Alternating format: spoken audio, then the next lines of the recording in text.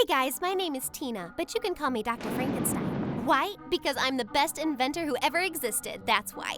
Now hit that like button and subscribe. Let's go. As a 16-year-old teenager, my hobbies should have been partying with friends and music. Not in my case. I only loved science. My friend Lizzie and I were such amazing lab rats that when the national science competition was announced, our science teacher enrolled us immediately, together with Perry, our nemesis. I didn't know children could participate too. This will be too easy. Shut up, Perry, and go back toying with your little cars.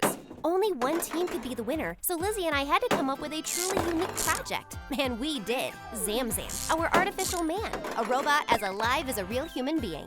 Trouble started sooner than expected when we were exposing ZZ, that's how we called him, capabilities in front of our dazzled classmates. I saw Perry storm out of the classroom purple with envy, but I didn't care about it at first. Then, though, things started getting heated. ZZ angry, ZZ hungry. ZZ, what did you say? ZZ rage, fire, boom! I barely had time to warn the classroom with a cry when Zamzam started spitting fire all around himself, forcing everybody to leave in terror. He himself ran out of the school, jumping from roof to roof, direction unknown. That must be Perry. He is tampering with ZZ for sure. We must follow him. Let's go. Lizzie and I started climbing city walls like cats, leaping from ledge to ledge in the desperate effort not to lose track of Zamzam. Luckily, he was quite nosy, so we could follow him easily. We turned angles many times when we started noticing that Zamzam seemed to have a clear route in mind. Be careful, this could be dangerous. I'll search there. You go upstairs. We must find him at all costs. The building was unlit and dark, but I could hear a monotone buzzing coming from a room somewhere, as if computers were on and working. As if my thoughts evoked it, after a couple turns, I noticed a blue light coming from screens inside a room. The door was ajar. It was Perry. I knew it. I immediately pointed my gun at him, who looked at me in dismay. Zamzam was in the same room, apparently sleeping, and turned off.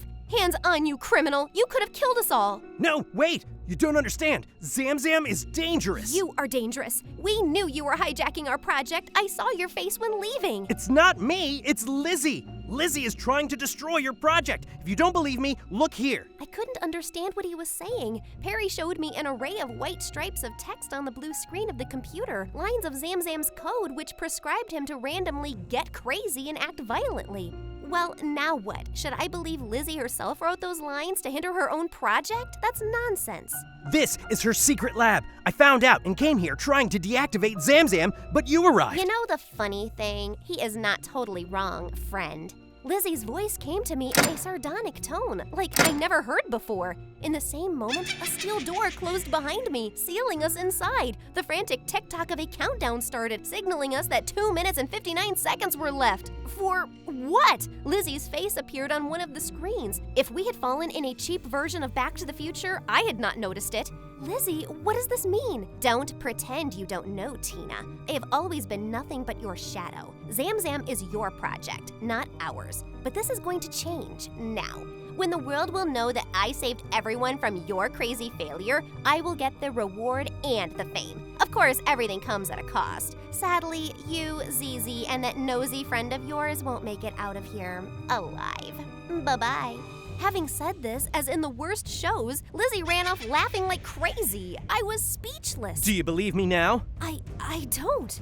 You didn't expect it. I get it. But there's no time for it now. We don't have much time left. Perry was right. The screen indicated only 55 seconds left. Our death sentence was written on our scared faces. There was no sense in trying to force the door to open. We simply were stuck. 20 seconds. You know, Tina, I've always had a thing for you.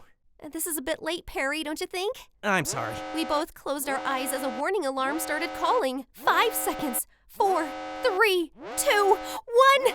We waited in silence for our doom to come, but instead of a terrible explosion, a silly, childish music came out of Zamzam's mouth. He was laughing, like a robot could only laugh. ZZ joke, ZZ funny, haha. ZZ deactivated bomb long ago, but faked countdown. Funny! Harry and I watched each other in disbelief. In another moment, my head would have exploded like a pumpkin from tension, but then I was so relieved that I simply started laughing, hysterically, like Perry. We started jumping around like savages in joy, hugging Zamzam, which was laughing with us. That very moment, a shiny sparkle appeared at the angle of the door. A few moments later, the hard boot of a police bomber tore the door down. We were saved. It's impossible. How did you find us? We received a call from a strange address, which results coming from that thing. Hey, nice straw man there. While the police escorted us outside, we saw Lizzie getting arrested. Perry and I both won the competition in the end, and after that, started dating. Obvious, you say. Well, haven't you had enough surprises yet?